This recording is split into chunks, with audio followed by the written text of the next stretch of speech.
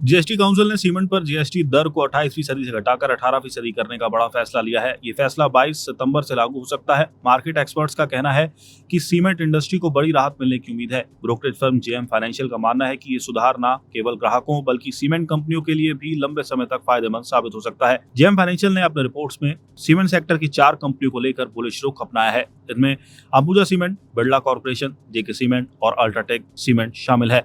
Brokerage ने इन चारों शेयरों को बाय की रेटिंग दी है। इसने अंबुजा सीमेंट्स के लिए 675 रुपए का टारगेट प्राइस, बिरला कॉर्पोरेशन के लिए 1650 रुपए का टारगेट प्राइस, जेके सीमेंट के लिए 7700 रुपए का टारगेट प्राइस और अल्ट्राटेक सीमेंट के लिए 14150 रुपए का टारगेट प्राइस तय किया है। ब्रोकरेज का कहना है कि मौजूदा स्तर से इन शेयरों में 26% तक का अपसाइड संभव है। इसके अलावा इसने ACC, Dalmia Bharat, Ramco cements, Shree cements और स्टार सीमेंट को होल्ड की रेटिंग दी है। रिपोर्ट के अनुसार जीएसटी को घटाकर 28% करने से सीमेंट के दाम में 25 रुपए से 30 रुपए प्रति बोरी तक की गिरावट आ सकती है। हालांकि इसका लाभ भी निकट भविष्य में ग्राहकों तक पहुंचना होगा, लेकिन मध्यम में लंबी अवधि में ये कदम डिमांड बढ़ाने और कंपनियों की प्राइसिंग पावर बनाए रखने में मदद करेगा। जेएम फाइनेंशियल का मानना है कि निकट अवधि में मांग सीमित रह सकती है, क्योंकि डीलर्स ने नई दरों के लागू होने का इंतजार करेंगे। ऐसे में वे अपने पास इन्वेंट्री रखेंगे। इसके अलावा नॉन ट्रेड सेल्स में वर्किंग कैपिटल की स्थिति सुधरेगी और चैनल पार्टनर्स के पास लिक्विडिटी बढ़ेगी।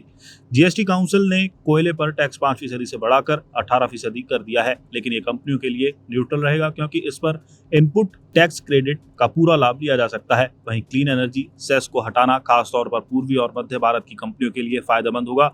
इससे इंडस्ट्री के स्तर पर 5 से 10 रुपए का प्रति टन लाभ मिलेगा। जेएम फाइनेंशियल ने चेतावनी दी है कि जीएसटी रैशनलाइजेशन से कंपनियों की इंसेंटिव इनकम पर असर पड़ सकता है।